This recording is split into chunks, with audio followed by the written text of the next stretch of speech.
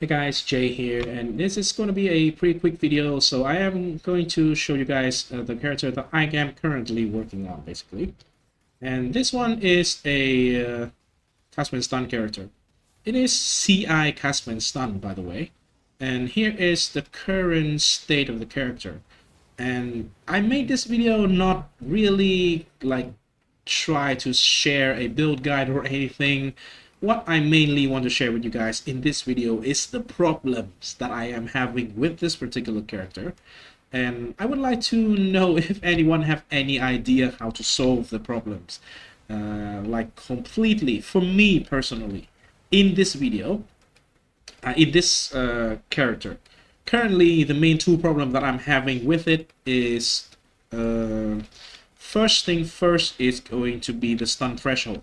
So as the CI character, I cannot do blood magic. I cannot remove all my ES with agnostic because as CI we need ES. And I cannot do blood magic, so yeah, I cannot remove my mana and then make my make my stun threshold based on mana as well. That is just impossible to do at the moment. Wait a minute, maybe if I can like reduce the mana cost to 0, that would be also a solution. But you know, if I want to really, if I can just reduce the cost of everything to 0, if I remove the mana, I will lose out on all of the aura as well. So by the way that you can potentially remove the mana is by using a Militant Faith with the roll of minus 1% mana cost of skill for every 10 devotion. With this kind of like setup, you will have a lot of devotion with the unnatural instinct, and this area you already take a lot of points in here, so you have a lot of devotion, and along with other method of reducing mana cost as well, obviously. And yeah, maybe you can get it to a like 0 mana cost basically, and you can just then take blood magic and have no mana and no life, and you can use the Skyforth boots to get your stun threshold based on mana, which is 0, and you can just reliably get stunned all the time. However, that is just way too much investment in my opinion anyway. This particular one that I am doing right now is I am trying to reduce my maximum life. Because with CI, even though your life becomes 1, but the stun threshold calculation still takes your amount of life that you have before you take the chaos manipulation basically. So my stun threshold at the moment is like 600, which is still a little bit too high for my liking. If you do like easier content where the monsters do not hit as hard, then then you literally cannot do it. So this character cannot do easy content. You can do only hard content, because with easy content you will not get hit hard enough and you will not, you know, basically cast anything. Here, as you can see, I stand in the middle of the pack and I don't think every hit is stunning me right there. I stand there and, you know, it takes a little bit of time before I actually started to cast something and kills anything. As you can see there, right, it's not instant basically. So the stun threshold, even though I am trying to reduce my maximum life with the negative life ring over here, right, and I even mirror it, if I want to use like hateful accursor, that means I have like 1,000 life, and that is just impossible for a lot of things in the game to actually stun me in the first place anyway. So this is the first problem. We cannot use the Accursor Ring, which is a huge boost in damage for single target. Huge, by the way, absolutely huge. If you use Accursor, then, you know, your life becomes very high, and the ghosts that spawn from the Penance Mark, from the Hateful Accursor here, cannot stun you. The boss will probably still be able to stun you, because the bosses, obviously, they do like quite a lot of damage, big hits compared to normal monster. But the main thing from the ring over here is you need to get hits and get stunned by the spawned phantasm that they spawn from the Penance Mark. But with this setup, there's no way you can add this one in And so, yeah, the only thing that we can do is just literally just stand there and just wait for the boss to hit you, basically. So that limit you to a lot of content that you literally cannot do, right? So the stun threshold is probably the most obvious and the most serious problem that I am having currently with this character. And my way currently is to solve it with basically 2 rings that minus maximum life. Maybe I can invest into another one that minus like 500 or 600 life from the amulet. It is possible, but you know, this amulet is extremely strong and cheap for this particular build because we are scaling, we are having a lot of charges. We are having 9 frenzy charges as a trickster because of the ascendancy point, right? And that allow me to have 9 endurance charges as well. And we all know how strong endurance charges this league. It just mitigate a lot of physical damage, which is like most of our mitigation for physical in this build. And then also if it also mitigate, it is a less multiplier to the damage, the elemental damage taken that we have to take anyway, right? So extremely strong amulet. I think it's just going to be the best in slot. So probably we are not having the amulet slot for reducing our life effectively. And yeah, we just are left with the 2 rings. So let me know if you have any way to get around it, any ideas of like reducing your life, because it's not looking that good. I mean, if I run like T17, probably the monsters are hard enough and they will always stun me. There should be no problem there. But yeah, in bosses, the main thing is in bosses we cannot use the cursor.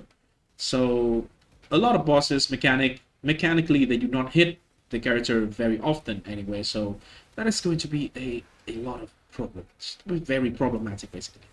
Right here, as you can see, the tankiness of the character is very good. As a trickster, we have insane recovery. So that is not a problem. The second problem that I want to quickly mention in this video is mana cost. I think probably the current solution that I am having is probably the best already. However, I still want to put it out there and, you know, maybe someone can give me a better idea of trying to solve the mana cost, because we are a Castwind stun build that cannot use life tap or blood magic because we are CI, we have 1 life only. So we need to sustain the mana. And currently, as a spellcaster trigger, right, we don't leech mana from any sources. It's impossible. There's no mana leech for spell in the game currently, so we cannot do it. And regen is not good enough. Not good enough. Just even if you have like an insane amount of investment into mana regen, you are still going to have like insane problem with sustaining mana basically. And so the only way that I found to be like viable is currently I am using Recoup. And we can have up to 20% from a prismatic jewel watcher's eye over here. You need a level 1 clarity. I am using a level 1 clarity here to save, basically do not reserve much mana. And then I need to have an additional 10% here and 10% here from the mastery as well. So a total of 40% mana recoup is what needed to like comfortably running through maps and, you know, doing content without having a mana problem, or at least not having a serious mana problem here as well. So yeah, I think this is probably the best solution already. But if you have any ideas on how if there's another way that I can fix this one, then let me know in the comment section, please. Right. For the setup, we are a trickster. I want to go through this a little bit. I will leave the POE of the current character in the description, and feel free to let me know if you think there is some improvement, if you look through the POE that I can make on the character, and I will make sure I will take a look, right?